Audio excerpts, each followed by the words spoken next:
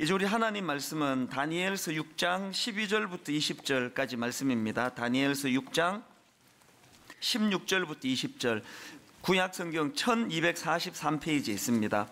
다니엘서 6장 16절부터 20절, 제가 먼저 읽습니다. 이에 왕이 명령하매 다니엘을 끌어다가 사자굴에 던져 넣는지라. 왕이 다니엘에게 이르되 내가 항상 섬기는 너의 하나님이 너를 구원하시리라 하니라. 이에 돌을 굴려다가 굴 어귀를 막음에 왕이 그의 도장과 귀족들의 도장으로 봉하였으니 이는 다니엘에 대한 조치를 고치지 못하게 하려 함이었더라. 왕이 궁에 돌아가서는 밤이 새도록 금식하고 그 앞에 오락을 그치고 잠자기를 마다하니라. 이튿날에 왕이 새벽에 일어나 급히 사자굴로 가서, 같이 읽습니다. 다니엘이 든 굴에 가까이 이르러서 슬피 소리 질러 다니엘에게 묻되 살아계시는 하나님의 종 다니엘아, 내가 항상 섬기는 내 하나님이 사자들에게서 능히 너를 구원하셨느냐 하니라. 아멘. 오늘은 그 두 인물을 소개해 드리는 것으로 말씀을 시작하려고 하는데요. 소개해 드릴 첫 번째 인물은 그 프로야구 감독입니다. 올해 프로야구 한국 시리즈를 우승으로 이끈 힐만이라는 외국인인데요. 이 힐만 감독이 독특했던 게 뭐냐 하면은 이제 그 정규 시즌 막바지에 나는 내년에 감독 재계약 안 한다, 미리 선포를 하더라고요. 나는 이제 더 이상 재계약하지 않고 올해까지만 하고 미국으로 되돌아가겠다, 고향으로 가겠다. 그러면서 이제 그 이유에 대해서 설명하는데 참 독특하게 느껴졌습니다. 이유가 뭐냐 하니까 미국에 있는 가족들을 돌봐야 하기 때문이다. 더 정확한 이유가 이렇습니다. 알츠하이머에 걸린 새어머니를 돌봐야 하기 때문이다. 그리고 새어머니가 알츠하이머로 고생하는 거 뒷바라지하느라 우리 아버지가 너무 힘든데 아버지를 도와드려야 되기 때문이다. 그렇게 이제 감독을 그만두겠다고, 올해까지만 하겠다고 그렇게 선포를 했는데, 그리고는 이제 한국 시리즈가 열렸는데 놀랍게 이 감독이 한국 시리즈를 우승으로 이끌었습니다. 뭐 여러분 다 아시지만 보통 우승하고 나면은 그 다음에 이제 감독 연봉이 껑충 뛰지 않습니까? 그런데도 뭐 흔들림 없이 딱 한국 시리즈 끝나니까 바로 자기 나라로 돌아갔습니다. 프로야구 37년 사상 우승팀 감독이 바뀐 게 이번이 처음 있는 일이라는 겁니다. 그게 굉장히 인상적으로 느껴져 가지고 이런저런 기사를 뒤져보니까 이 힐만 감독의 이런 과감한 결단이 어디서 나왔는가, 그 뚜렷한 그 자기만의 삶의 기준과 원칙이 있더라는 거예요. 이분이 이제 어느 인터뷰에서 이런 말을 했습니다. 사임 결정의 이유는 가족 때문이다. 그리고는 그 다음에 하는 말이, 나는 첫째 하나님, 둘째 가족, 셋째 직업, 이런 순으로 신앙의 우선순위를 두고 살고 있다. 그런 이야기를 하는 글을 제가 봤습니다. 여러분, 이런 뚜렷한 자기만의 우선순위가 있다가 보니까 뭐 우승해가지고 연봉을 더 준다든지 우승 못해서 뭐 연봉이 깎인다든지 그런 것 때문에 뭘 결정하지를 않는 거예요. 딱 우선순위를 가지고 그렇게 살아가는 그 모습이 참 제가 보기에 멋지게 보였는데요. 그 힐만 감독을 인터뷰했던 기자가 그분에 대해서 이런 글을 썼습니다. 독실한 기독교인인 힐만 감독과의 인터뷰는 미국에서 온 유명 목사님을 모신 자리 같았다. 그는 삶과 신앙, 말과 행동이 일치하는 사람이었다. 그 뚜렷한 삶의 기준과 원칙을 가지고 사는 사람의 아름다움을 이렇게 표현한 거 아니겠습니까? 그런가 하면은 두 번째로 소개해 드릴 인물이 있는데, 지금 한창 인기를 끌고 있는 보헤미안 랩소드라는 영화의 주인공 프레디 머큐리라는 가수예요. 뭐 그 현역일 때도 뭐 어마어마했고요. 지금 또 뭐 대한민국에 이 프레디 머큐리 열풍이 불고 있다고 그런 얘기를 하지 않습니까? 엄청난 음악적인 재능을 가지고 뭐 현역 시절에 막 영국을 뒤흔들고 미국을 뒤흔들고 유럽을 뒤흔들던 그런 어마어마한 가수였는데요. 불행하게도 45살 그 젊은 나이에 에이즈로 목숨을 잃었습니다. 제가 그 영화를 보면서 참 안타까웠던 게, 이 프레디 머큐리에게는 메리 오스틴이라는 결혼한 여자가 있었습니다. 이제 결혼은 앞두고 있는데 이 프레디 머큐리가 그 여자분에게 무슨 고백을 하는가 하니까 다른 남자와 지금 사랑에 빠져 있다. 동성애를 고백했습니다. 어느 여자가 그 사랑하는 그 동성 남자가 있다는 그 사람과 결혼은 하겠냐고. 당연히 결혼이 깨졌죠. 근데 제가 참 가슴 아팠던 게 뭐냐면은 이 프레디 머큐리라는 가수가 평생을 그 여성을 잊지를 못해요. 보니까 막 그렇게 박수받고 열광을 받는데도 불구하고 어떨 때는 마음이 허전하고 마음이 우울하고 그러면은 늘 그 여성을 그리워하는 거예요. Love of My Life라고 하는 그 히트곡도 이 여성을 위해서 쓴 곡이라고 그렇게 알려져 있더라고요.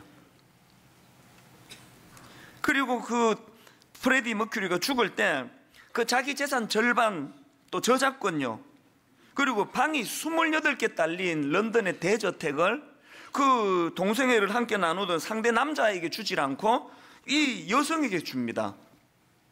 참 이게 의외 아니겠습니까?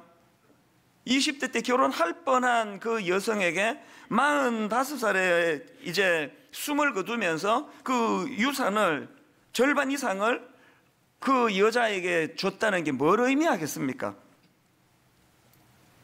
왜 유산을 그 동생의 남자친구한테 주질 않고 그 여성에게 줬느냐? 그 죽기 전에 이유를 이렇게 설명했습니다. 당신이 내 아내였더라면 이것은 당신의 몫이었을 거예요. 마음으로는 결혼한 거랑 다름없이 의지하고 그렇게 살았다는 이야기 아니겠습니까? 저는 그 영화를 보면서 많이 울었습니다. 여러 가지 이유로 울었는데요.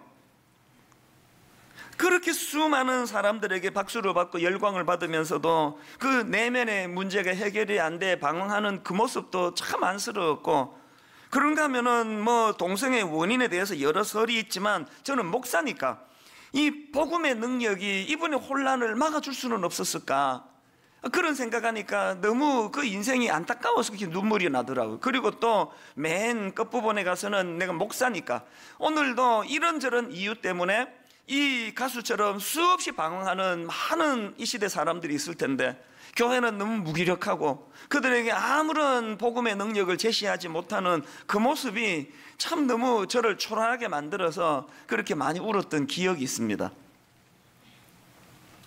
그 영화를 보면서 그 앞에서 소개해드렸던 힐만이라는 프로야구 감독이 생각이 났는데요.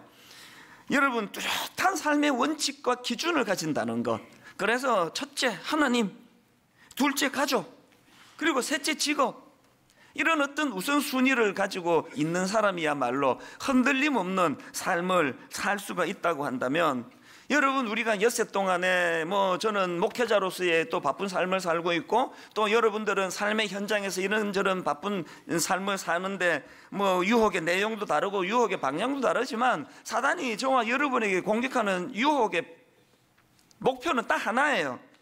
그 힐만 감독이 가지고 있는 것과 같은 삶의 우선순위를 무너뜨리는 거예요. 하나님을 무너뜨리고 나니까 너무나 지금 이 시대가 혼란하게 흘러가고 있는 그런 일들이, 이게 영적인 관점으로 보셔야 되는 겁니다.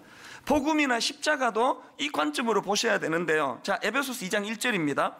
그는 허물과 죄로 죽었던 너희를 살리셨도다. 그러면서 주님의 십자가의 의미를 어떻게 설명하는지 보십시오. 2절입니다. 그때에, 이 그때가 언제입니까? 허물과 죄로 죽을 수밖에 없었던, 그리고 예수 그리스도의 십자가가 필요했던, 십자가로 우리를 구원해 주시던 그때에 행동 양상을 한번 보세요. 너희는 그 가운데서 행하여 이 세상 풍조를 따르고 공중의 권세 잡은 자를 따랐으니, 지금 십자가가 없는 상태, 복음이 없는 상태의 사람의 특징이 뭐예요? 이 세상 풍조에 흔들리는 거예요. 유혹에 흔들리는 거예요. 방황하는 거예요. 중심에 하나님이 없는 겁니다. 그러니까 우리는 예수 그리스도로 인해 변화받았다는 그런 확신을 가지신다면 삶에 흔들림이 없어야 됩니다. 삶에 흔들림이 없기 위해서는 뚜렷한 삶의 그 힐만 감독이 보여주는 것처럼 삶의 기준이 있어야 돼. 기준이 1순위 하나님, 그 하나님에 의해서 내 모든 생각에 영향을 받도록 하는. 이제 지난 2학기 내내 살펴봤던 다니엘이라는 인물은 이제 다음 주면은 끝이 납니다. 이 다음 주 마지막 제가 지금 준비를 하고 있는데요.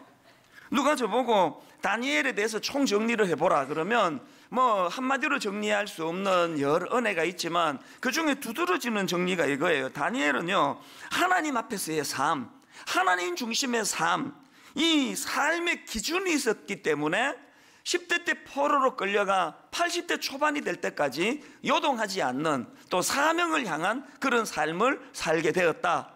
이게 다니엘의 모습이라고 저는 생각을 합니다. 오늘 본문도 한번 보십시오.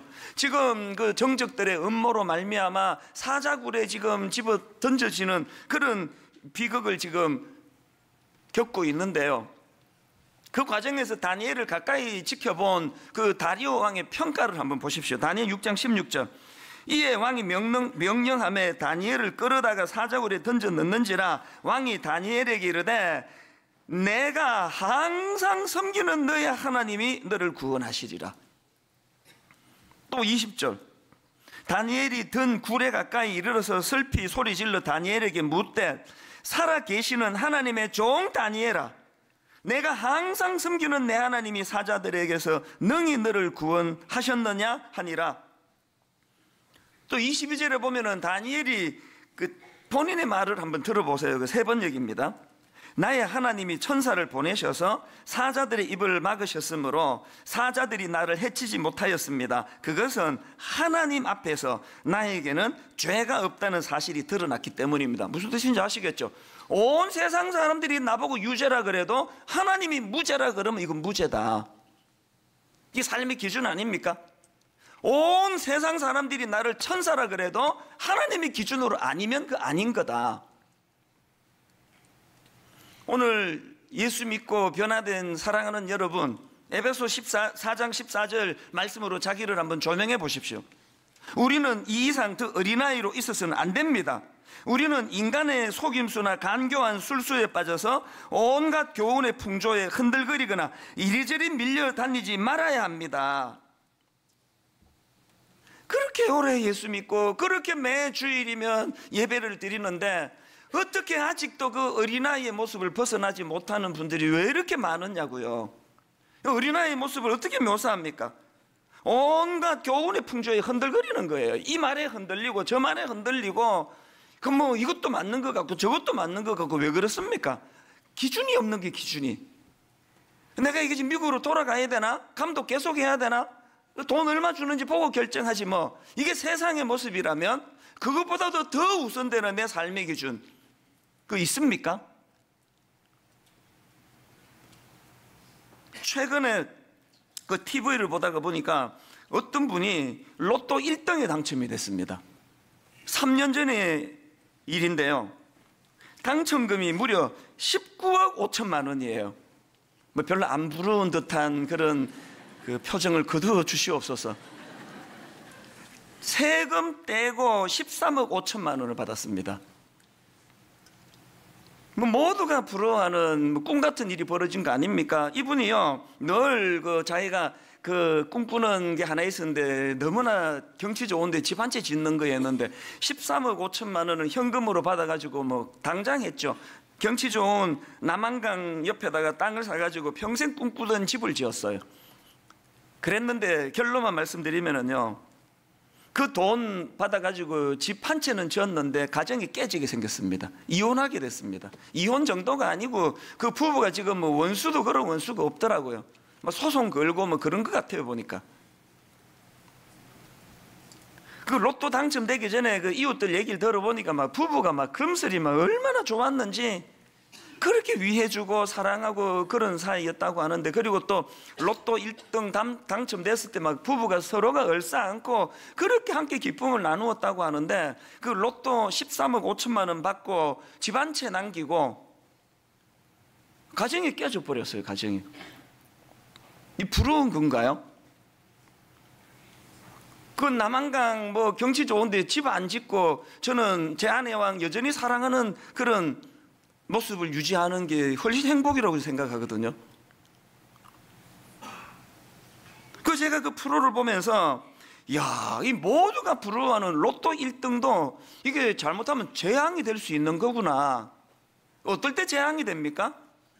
그 가정에, 그 삶에 뚜렷한 어떤 우선 기준, 우선 순위, 삶의 원칙, 이런 게 없으면요. 그래서 여러분, 여러분이 그렇게 맨날 로또 사가지고 끌고 또 꽝이네, 또 꽝이네. 축복 중에 축복인 줄 믿으시기를 바라요. 여러분의 가정을 지키시려는 하나님의 몸부림인 줄 믿으시기를 바랍니다. 물질 안 주시는 거 감사함으로 받으세요. 가정의 우선순위가 세워지기 전에 일어나는 모든 축복이 다 재앙이 될 수 있다는 사실. 우리가 어떤 화려한 물질, 명예 이런 거 구하기 전에 우리 우선순위가 지금 바르게 정립이 되어 있는가, 이걸 돌아보셔야 된다는 겁니다. 그래서 여러분, 이제 이틀 뒤면 성탄절인데요. 이번 성탄절에는 마태복음 1장 23절, 보라 처녀가 잉태하여 아들을 낳을 것이요 그의 이름은 임마누엘이라 하리라 하셨으니 이를 번역한즉 하나님이 우리와 함께 계시다 함이라. 무슨 성탄절에 파티하고 막 백화점에 막 그냥 화려한 그런 장식이 있고 아무리 많아도요, 그 성탄절에 임마누엘, 하나님이 우리와 함께 계시는 사건이다. 하나님이 이 땅에 오셔서 날 구원해 주신 사건이다. 임마누엘, 하나님이 우리와 함께 계신다. 이게 구현이 안 되면 그거 다 헛짓이에요, 헛짓.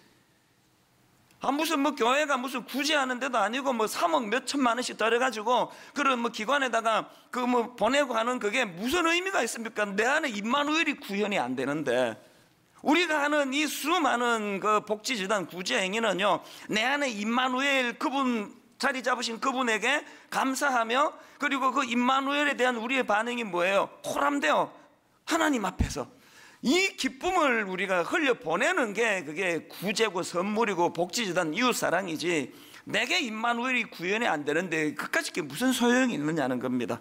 그렇기 때문에 여러분, 이 임마누엘과 또 코람데오, 하나님이 우리에게 주시는 놀라운 은혜의 선물 임마누엘이 내가 코람데오, 그 하나님 앞에서의 정신으로 반응해 드릴 때 거기에 놀라운 역사가 일어날 줄 믿습니다. 그래서 이번 성탄절에는 이 임마누엘과 코람데오의 이 정신으로 세워진 삶의 기준, 이거를 세워야 되는데요, 그렇게 세워진 삶의 기준은 우리에게 두 가지 회복을 가져다 줍니다. 첫 번째 회복이 뭐냐? 소신 있는 삶이에요. 본문 6장 10절 다시 보십시오. 내가 너무너무 좋아하는 말씀, 또 여러분도 좋아하실 거예요. 다니엘이 조스의 왕의 도장이 찍힌 것을 알고도 자기 집에 돌아가서는 윗방에 올라가 예루살렘으로 향한 창문을 열고 전에 하던 대로 하루 3번씩 무릎을 꿇고 기도하며. 왜 이 말씀을 제가 좋아하고 저도 그렇게 되기를 원합니까? 온 세상 사람들이 나를 음모를 꾸미고 나를 잡으려고 그래도 하나님이 무죄라 그러면 무죄예요. 내가 뭐가 니들 앞에 내가 감출 게 있어가지고 창문을 열어주고 하나님께 기도하는 모습, 소신 아닙니까? 소신?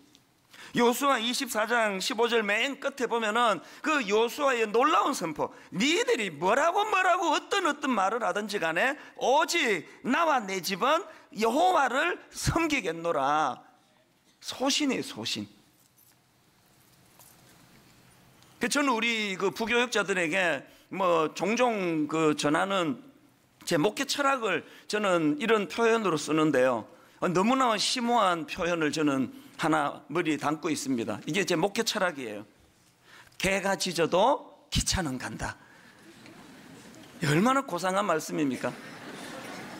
여기서 개는요, 저속한 나쁜 그런 뜻이 아니에요. 개는 상황이에요, 상황. 제가 교회를 개척했더니 전혀 예상하지 못한 교회가 급성장을 하면 기차가 그럼 더 빨리 달려야 됩니까? 교회를 개척했더니 하는 것마다 안 되고 사람들은 떠나고 몇 모이지 않으면 그럼 기차가 천천히 가야 됩니까? 그게 아니라는 거예요. 그런 상황이 어떻든지 간에 하나님이 원하시는 그 발걸음으로 가는 그게 목회라는 거예요. 개가 어떻게 짖든지 기차는 가는 거예요. 여러분, 기차는요, 개가 많이 짖으면 빨리 가고요, 개가 안 짖으면 서는 거 아니에요. 기차는 오직 한 표시만 따릅니다. 신호등만 따라요. 빨간불이면 가고 파란불이면 가고 빨간불이면 서는 게 기차예요. 제가 이런저런 자료를 뒤지다 보니까 어떤 목사님이 그 동료 하나를 소개했는데, 그 동료가 아주 저의 어린 시절에 동심을 이렇게 세웠습니다. 기찻길 옆 오막살이 아기아기 잘도 잔다. 칙폭 칙칙폭폭 칙칙폭폭 기차 소리 요란해도 아기아기 잘도 잔다. 그래서 제가 최근에 이 동료를 자꾸 부르다 보니까 와, 이 동료에 나오는 아기가 너무나 위대한 아기예요. 기찻길 옆 오막살이 아기 아기 잘도 잔다 칙폭 칙칙폭폭 칙칙폭폭 칙칙폭폭 기차 소리 요란해도 아기 아기 잘도 잔다. 나는 여기 나오는 아기를 존경합니다. 상황이 어떻든지 간에 기차가 뭐 어떻게 떠들어대든지 간에 그 시간에 자야 되면 자는 게 그 아기예요. 너무나 이 소신 있는 아기 아닙니까? 그런가 하면 2절에 나오는 옥수수는 더 존경스러워요. 기찻길 옆 옥수수밭 옥수수는 잘도 큰다 칙폭 칙칙폭폭 칙칙폭폭 칙칙폭폭 기차 소리 요란해도 옥수수는 잘도 큰다. 기차를 떠들든지 말든지 옥수수는 하나님 주신 햇볕 받고 그 토양에서 뿌리에 열매를 먹으면서 잘도 큰다는 거, 이건 너무 그 존경스러운 옥수수 아닙니까? 우리 같이 한번 불러보실래요? 뭐라고 우리는 옥수수만도 못할 때가 많아요. 난 내 길을 가는데 뭐라고 찝쩍거리면 또 움찔해지고 또 위축이 되고 가다가 또 걸음 멈추고 뒤돌아서고. 그거 아니에요. 기차가 어떻게 떠들든지 간에 자야 될 때는 자고 옥수수는 자라고 개가 어떻게 짖어도 나는 하나님 말씀대로 신호를 보면서 내 갈 길을 가는 거 아닙니까? 내 가정을 누가 어떻게 흔들어 놓든지 내 교회를 뭐라고 밀가부르듯 까부르대든지 상관하지 말고 그저 우리 속도대로 누가 뭐라고 하는데 영향받지 않고 일정한 속도대로 가는 거 아닙니까? 왜 이게 안 됐냐고요? 옥수수만도 못한 인생이 왜 이렇게 많으냐고요? 삶의 기준이 없어서 그래요. 딱 하나님이 내 삶의 기준이 되시면 누가 뭐라고 떠들어도 유죄 떠들어도 나는 하나님 앞에 무죄다. 뭔 소리냐? 누가 과장스럽게 저를 떠받든지 간에 거기에 놀아나면 망하는 거거든요. 놀아나면 바로 망해요. 누가 나를 죽게 세우든지 간에 나는 내 속도대로 가는 거예요. 이게 개같이 있어도 기차는 간다예요. 다니엘과 같은 임마누엘 하나님이 내 안에 계시고 코람되어 하나님 앞에서 나는 반응할 것이다. 이런 사람들이 누리는 축복이 뭔지 아십니까? 시편 23편 4절을 보세요. 내가 사망의 엄침한 골짜기로 다닐지라도 해를 두려워하지 않을 것은 주께서 나와 함께 하심이라. 임마누엘. 여기 나오는 사망의 엄침한 골짜기를 원어로 보니까 이 깊은 어두움이에요. 인생길 가다 보면 어두움에 빠질 때가 얼마나 많습니까? 터널을 지날 때가 한두 번입니까? 저는 20대 초반에 무려 7년간의 그 터널을 지나갔는데요, 제가 그 터널을 지나보니까 죽을 것 같이 힘든 게요, 이게 언제 끝날지를 모른다는 거. 이게 예고가 되면은 뭐 견디겠는데 이제 뭐 6년 남았다 5년 남았다. 인생에서 가장 이 터널이 힘든 게, 깊은 어두움이 힘든 게 이게 언제 끝날지를 모르는데, 여러분, 제가 예수 그리스도를 영접하고 이제 하나님을 내 마음의 우선순위에 두고 나서 제일 좋은 게 뭔지 아세요? 단언코 말씀드리는데요, 제 인생에 왜 어둠이 왜 없겠습니까? 우울함이 왜 안 생깁니까? 그러나 저는 강조해서 단언코 말씀드립니다. 어두움이 터널에 올 때 하루를 넘길 때가 많지 않아요. 하루 지나면 회복이 돼요. 왜 그렇다고요? 내가 사망의 엄침한 골짜기로 다닐지라도, 내가 사망의 깊은 어두움에 빠질지라도 해를 두려워하지 않을 것은 주께서 나와 함께 하심이라. 우선순위, 이 기준, 삶의 원칙, 이게 잘 세워진 사람에게 주시는 하나님의 축복입니다. 한 열흘 전에 이 자리에서 훈련 수료 예배가 드려졌거든요. 유난히 그 예배가 이번에 은혜가 됐는데요, 특히 그 중에 아주 젊은 집사님이에요. 여자분이 이제 왜 내가 그 제자 훈련을 받게 됐는지를 간증을 하는데, 참 은혜가 되더라고. 이분이 간증 첫 마디부터 이렇게 이야기를 해요. 작년 여름 남편과의 불화로 인해 가정에 위기가 찾아왔습니다. 그때까지만 해도 하나님과의 관계는 전혀 문제가 없다고 생각했던 저는 비로소 저의 결혼 생활과 신앙 생활 등 제 자신을 깊이 돌아보게 되었습니다. 이 여자분의 위대함이 뭐예요? 인생에 문제가 딱 생기니까, 이 남편과의 어떤 관계에 문제가 생기니까 바로 하나님을 찾는, 이게 하나님이 우선순위에 있는 사람이 한 행동이에요. 막 더 당황하고 막 더 힘들고 그러다가 또 막 남편과의 관계 때문에 뭐 또 다른 막 남자 찾고 첫사랑 찾고 이런 파멸의 길로 들어서지 않고, 가정에 남편과의 불화가 생겨 가정에 위기가 오니까 바로 하나님을 찾은 거예요. 그 다음에 내용을 한번 들어보세요. 모든 남편들이 다 부러워하는 내용이에요. 이렇습니다. 그렇게 사랑이 없는 제 모습을 보고서야 저는 하나님을 찾았습니다. 하나님은 사랑의 하나님이라고 하셨잖아요. 그런데 왜 저는 그 사랑 한 번도 누려본 적이 없는 걸까요? 이제부터는 무조건 하나님 사랑 누리게 해주세요. 왜 이런 기도를 드리는지 그 다음 보세요. 제가 먼저 누려야 남편에게도 자녀에게도 흘려보낼 수 있잖아요. 저부터 하나님의 사랑에 푹 잠기게 해주세요라는 간절함을 가지고 제자 훈련을 지원하였고, 감사하게도 원래 훈련을 받을 수 있었습니다. 삶에 하나님이라는 우선순위가 기준이 잘 세워져 있으니까 남편과의 불화로 가정에 어려움이 있으니까 뭘 구합니까? 기준이 없는 인생, 세상 사람들은요, 저 남자 때문에 내 꼴이 이렇게 됐다고, 저 여자 때문에 내 인생이 이렇게 됐다고 신세 한탄하는데, 그 시간에 이 아내 되시는 이분은요, 하나님께 사랑을 구해요. 하나님, 사랑을 내게 흘려보내주시면 이 흠뻑 젖는 이 사랑으로 내 남편에게 흘려보내주렵니다. 이 사랑으로 내가 내 가족들에게 흘려보내주면 위기를 맞은 우리 가정이 회복될 줄로 믿습니다. 그걸 구했다는 거 아닙니까? 여러분, 가정에 불화가 있는 거, 부부 싸움하는 거, 뭐 양상은 다른데 이유는 다 하나예요. 애정 결핍, 사랑을 못 받아서 그런 거예요. 사랑을 못 받아서. 다른 이유 있습니까? 사랑을 받고 싶은 거예요. 그게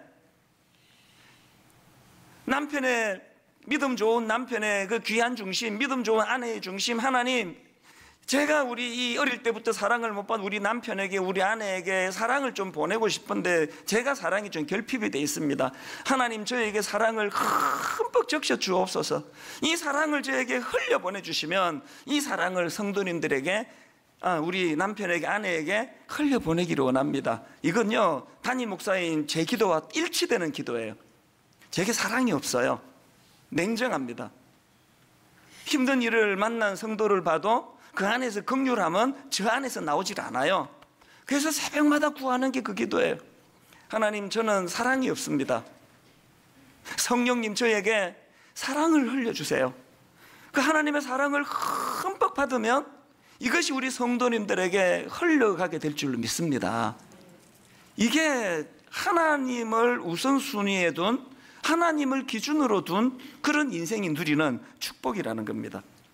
그런가 하면 두 번째로 그 회복해야 될 게 하나 더 있는데요, 사명 앞에 흔들림 없는 삶입니다. 하나님 중심의 기준이 세워지면 사명 앞에 흔들림 없는 삶을 살게 되는데요, 오늘 본문에 그 반복되는 표현이 하나 있습니다. 자, 다니엘 6장 16절입니다. 이에 왕이 명령하매 다니엘을 끌어다가 사자굴에 던져 넣는지라 왕이 다니엘에게 이르되, 그 다음 보세요. 내가 항상 섬기는 너의 하나님이 너를 구원하시리라. 또 20절, 다니엘이 든 굴에 가까이 이르러서 슬피 소리질러 다니엘에게 묻되, 살아계시는 하나님의 종 다니엘아, 내가 항상 섬기는 내 하나님이. 옆에서 난 크리스찬들이 보니까 우리에게 평가하는 평가가 흔들림 없이 항상 섬기는, 여기에 항상이라는 게 뭘 강조합니까? 그 다니엘의 영속성을 말하는 거 아닙니까? 영속성. 지난주에 말씀드렸듯이 10대 때 끌려와가지고 80대 초반이 될 때까지 그 많은 우유곡절의 삶 가운데서도 다니엘은 항상 그 한결같은 삶을 견지하는 거, 이게 어떻게 가능하다고요? 기준이 있는 인생은 그런 거예요.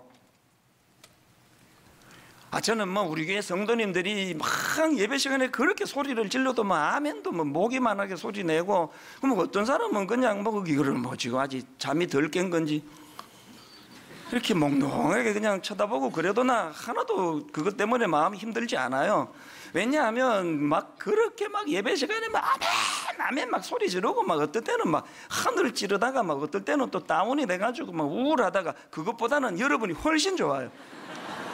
막 지난주에 막 아멘 하고 그랬다가 이번 주 이러면은 내가 굉장히 힘들 텐데, 어제나 오른이나 한결같이 그 모습을 견지하시니까 하나도 내가 상처가 안 돼요.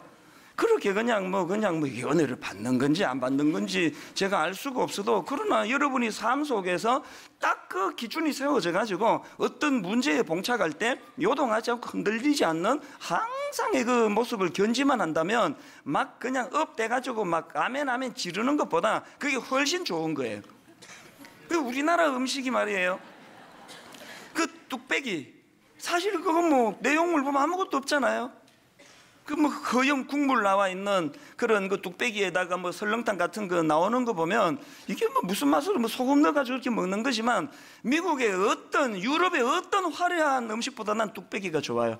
이 오리 푹 꼬아가지고 그 진국인데 거기다 뚝배기 해가지고 은은하게 해서, 이거는 뭐 미국 사람 절대 모를 거예요. 그 우리의 신앙이 뚝배기, 이 얼마나 이 뚝배기가 은은하게 그저 한결같이 그 시간에 그 자리를 지키면서 몽롱하게 앉아 계시는 그 모습이 얼마나 이게 대단한지 모릅니다. 이게 보통 이게 아니에요. 이게 막 그냥 업다운이 심하고, 뭐 제가 하나님께 늘 구하는 게 그거예요. 제가 한결같기를 원합니다. 그게 뭐 성도들 그 정수불안에 걸리는 거 아닙니까? 막 목사가 어떨 땐 막 충만했다가 막 어떨 땐 우울했다가 오늘은 우울해서 설교가 안 되니까 자습하고 돌아가시라 그러고 막 그러면 이 교회가 어떻게 되겠냐고요. 16년 동안 그저 한결같이 막 뒤집어 놓는 설교도 못하고 뭐 늘 그 모습 견지하는, 이게 뚝배기 아닙니까? 이게 뚝배기. 이렇게 설교하면 또 야, 오늘 점심은 설렁탕이다, 그렇게 적용하지 말고 욥기 1장 5절을 한번 보세요. 그들이 차례대로 잔치를 끝내면 욥이 그들을 불러다가 성결하게 하되 아침에 일어나서 그들의 명수대로 번제를 드렸으니, 이는 욥이 말하기를 혹시 내 아들들이 죄를 범하여 마음으로 하나님을 욕되게 하였을까 하미라. 그 다음 보세요. 욥의 행위가 항상 이러하였더라. 진짜 좋은 자녀 교육은요, 화려한 어머니의 말솜씨가 아니에요. 한결같은 그 모습, 항상 욥의 행위가 항상 이러하였더라. 삶의 기준이 잘 세워지면 욥과 같은 이런 평가를 받게 될 줄로 믿습니다. 이게 영속성이에요. 뭐 우리 교회 장로님들 뭐 한 분도 예외 없이 다 제가 존경하고 사랑하지만, 또 존경하는 분이 계세요. 이분은요 외과 의사신데요, 이분이 어느 날 자기가 왜 외과를 택했는지 얘기를 듣고 내가 정말 존경하게 됐습니다. 이 장로님이 대학 시절에 막 엄청 은혜를 받은 거예요.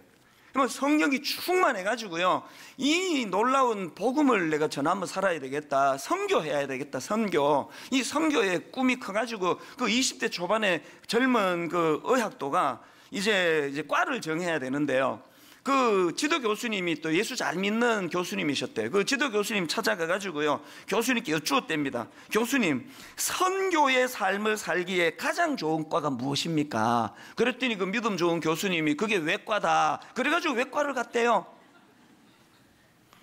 근데 이분이 지금 여러분 우리 교회 그 단기 선교할 때마다 선교 가가지고요, 외과니까 이제 그 수술을 해야 되잖아요. 그 열악한 장비도 뭐 몇 개 가지도 못 가고 그러는데, 이런 뭐 어떤 네팔이나 인도 이런 데 가가지고 어떨 때는요, 그 수술을 뭐 하루에 10건도 하고 11건도 하는데, 제일 많이 수술했을 때가 언제입니까? 물어보니까 30건인가 40건을 했대요.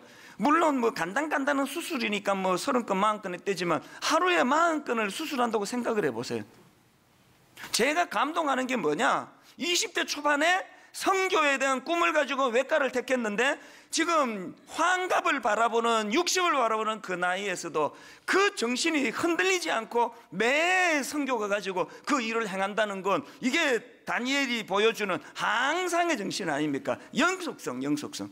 확 뜨거워지는 것도 좋지만 은근하게 하나님 이 평생에, 제가 최근에 우리 교회 부목사님 아버님이 돌아가셨는데요, 그 부목사님 아버님도 목사님이셔요. 너무 안타까운 게 뭐냐, 이 목사님이 너무 젊으세요. 은퇴하시고 이제 좀 삶을 쉬시고 누리셔야 되는데 은퇴하시고 그만 병으로 돌아가신 거예요. 너무 안타까웠는데요, 어느 날 제가 사무실에 있는데 연락이 왔습니다. 이제 어느 목사님 아버님이 지금 이제 곧 이제 소천하게 되셨다고. 지금 완전히 지금 임박한 상황이라고. 그래서 병원이 어디냐 그러니까 여기 가까운 무슨 병원이라 그러더라고요. 뭐 멀리 있으면은 제가 못 가지만 가까이 계시다니까. 그래서 이제 하던 일을 멈추고 병원으로 달려갔습니다. 이제 뭐 모든 준비가 다 끝났습니다. 이제 기구만 떼면은 이제 하나님 앞으로 가시는 그런 상황이에요. 제가 딱 들어가니까 그 사모님이 눈물을 펑펑 흘리시면서 우리 목사님이 생전에 이찬수 목사님 만나서 대화하고 싶어, 만나보고 싶어 했는데 우리 목사님 꿈을 이루셨네요. 그렇게 많이 우시더라고요. 그래서 제가 머리에 손을 얹고 몸에 손을 얹고 그 목사님 위해서 기도해 드렸습니다. 눈물로 기도를 해드리고 이제 사무실로 돌아와 가지고 1시간 좀 더 지났는데 연락이 왔어요. 목사님이 방금 소천하셨다고.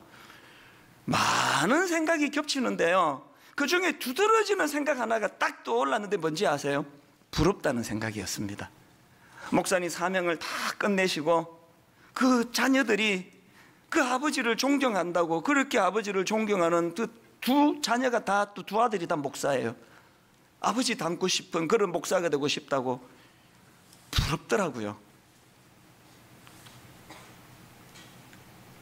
한 해 한 해 얼마나 빨리 지나갑니까? 불현듯 그 목사님 누우셨던 그 자리에 제가 눕게 될 텐데, 우리 아이들이 저에 대해서 우리 아빠는 진짜 목사였노라고 그날 그렇게 많이 울먹울먹 울컥울컥해지더라고요. 공교롭게도 그날 저녁이에요. 우리 교회 그 복지재단에 좀 어려움이 있을 때 그 장로님께서 이제 상임 이사로 수고하시는데 월급 한 푼 안 받으셨어요. 아무리 부탁을 해도 한 푼 받지 않고 그 수습을 다 하셨어요. 몇 년 동안. 그리고는 좀 더 해주시라고 그러는데, 목사님 장로가 너무 나서는 거 옳지 않습니다. 여기까지가 제 일입니다. 그렇게 하고는 기어이 사임을 하셨어요. 그날 저녁에 이제 송별식이 열린 거예요. 그래서 이제 그 어떤 관장님이 이 장로님을 참 고마워하는 편지를 읽는데 건성으로 쓴 게 아니에요. 눈물을 흘리면서 그 편지 읽는 것도 뭉클했고요. 장로님이 수고하셨던 거 영상으로 담아서 보여주는데 낮에 생각이 나는 거예요. 딱 한 감정이 떠올랐습니다. 부럽더라고요. 그만두시는 것도 부러웠고요. 저도 무거운 짐 이거 빨리 내려놓고 싶거든요. 잘 마치고 그만두신 것도 부럽고요. 그렇게 존경받으면서 끝까지 무탈하게 역할을 다 마치신 것도 그 부럽더라고요. 결론을 맺으면서 지난 수요 예배 이야기만 하고 말씀을 마칠게요. 지난 그 제자훈련 수료예배, 아까 그 간증했던 그 시간이에요. 꼭 우리 제자훈련 수료예배 때 우리 담당 교역자들이 특송을 하는데 저는 매번 선곡에 내 감동을 해요. 이번에도요, 얼마나 감동이 됐는지 가사가 이렇더라고요.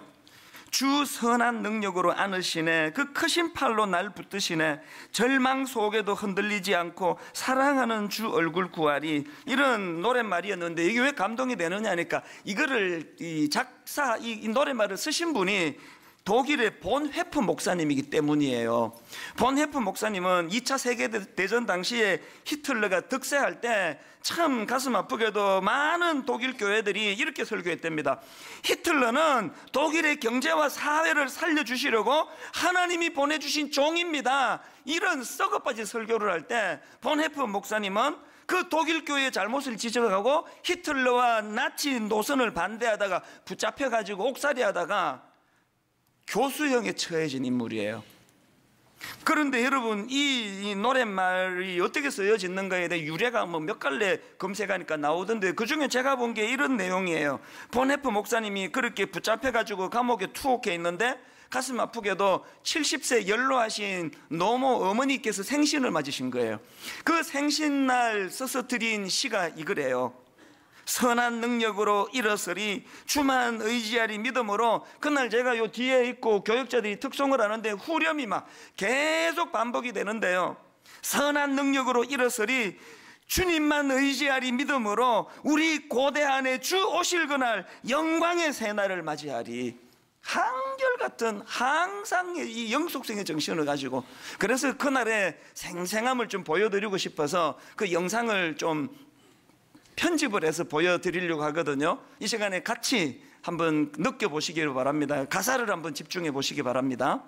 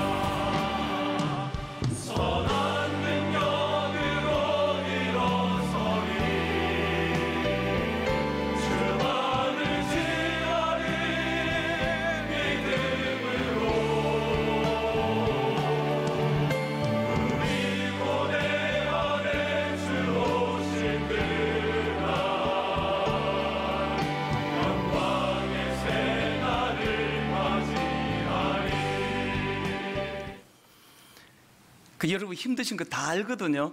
저도 힘들고요. 여러분도 힘드세요. 원래 삶의 기준을 세우고 사명으로 살려면 그 힘든 거예요. 왜? 이 땅은 누리고 즐기는 곳이 아니라 사명 감당하는 곳이니까. 그러나 여러분 항상 그 영속성, 우리 인생의 마지막 날, 이제 열흘 남았잖아요. 2018년. 이렇게 한 해 한 해 가다 보면 금방 옵니다. 우리 인생의 마지막 날, 아버지 우선 자식들에게 부끄럽지 않은 부모 되기를 원하고, 교회의 믿음의 동역자들 앞에 부끄러운 그런 존재가 되지 않기를 원하고, 무엇보다도 내 삶의 우선 되시는, 기준 되시는 하나님 앞에 부끄럽지 않는 삶이 되기를 원합니다. 이 영속성을 가지고. 그래서 이전에 괴로움 날 애워싸고 고난의 길을 걷는다 해도 주님이 마신 고난의 쓴 잔을 우리도 감사하며 받으리. 그런 자들에게 선한 능력으로 일어서리. 주님만 의지하리 믿음으로 우리 고대 안에 주 오실 그날. 여러분, 우리 믿음의 길을 걸어갔던 본 해프 목사님을 위시한 많은 믿음의 어른들을 우리가 기억하면서 함께 우리 찬양 같이 불러보기 원합니다. 가사를 깊이 돌아보면서 이렇게 찬양합니다. 주 선한 능력으로 그 크신 팔로 날 붙드시네. 절망 속에서도 흔들리지 않고 사랑하는 주 얼굴 구하리. 다시 한번 결의에 찬 찬양을 드립니다. 주 선한 능력으로 그 크신 팔로 날 붙드시네. 절망 속에도 흔들리지 않고 사랑하는 주 얼굴 구하리. 이 확신을 가지고 선포합니다. 선한 능력으로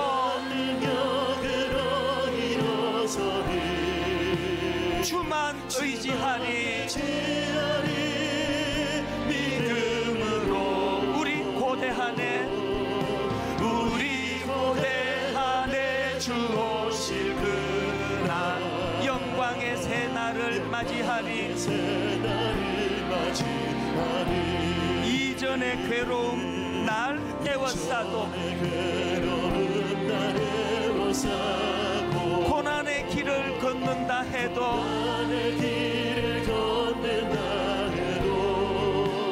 주님께 모두 맡긴 우리 영혼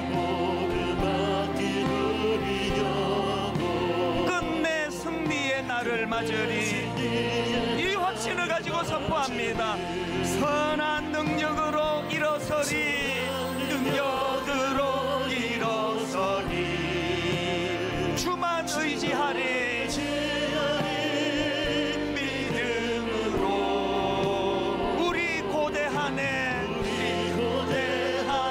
주 오실 그 영광의 새날을 맞이하네.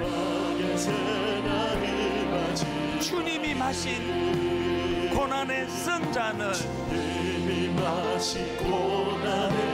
아무리 힘들고 어려워도 우리도 감사하며 받으리. 우리의 사명 주님의 남은 고난 채워가며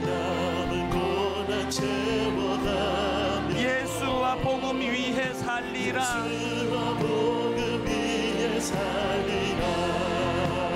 선한 능력으로 일어서리. 주만 의지하리. 믿음으로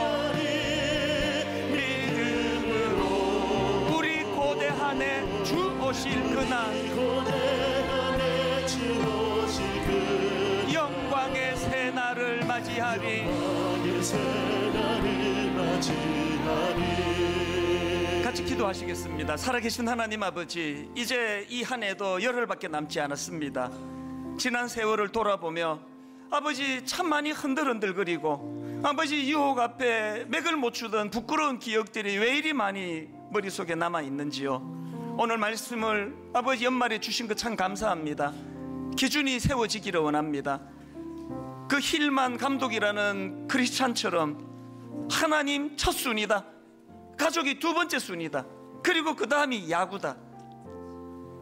뚜렷한 삶의 기준이 세워질 때 어떤 상황에도 흔들림 없는, 요동하지 않는 인생이 되는 줄로 믿습니다.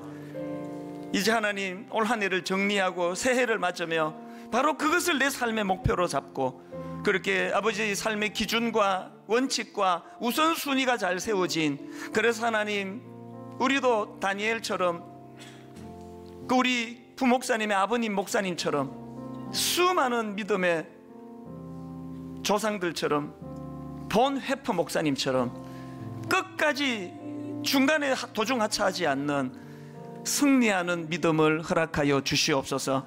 인도해 주실 줄 믿고 감사드리옵고 예수님 이름으로 기도드립니다. 아멘.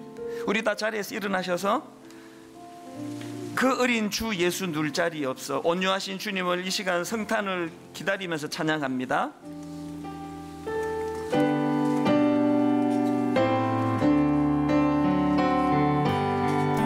그 어린 주 예수 누울 자리 없어 그 귀하신 몸이 구유예인데 저 하늘 별들이 반짝이는데 그 어린 주 예수 꼴리 저 육축 소리에 저 육축 소리에 아기 잠깨나 그 순하신 예수 우시지 않네. 그 귀한 예수를 나 사랑하니 새날이 밝도록 함께하소서.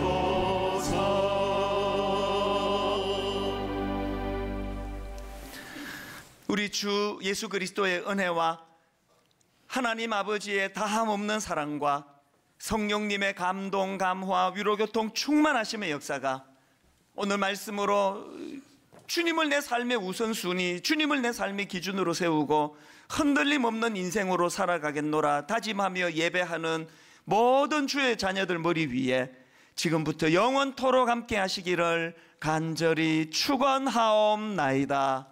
아멘.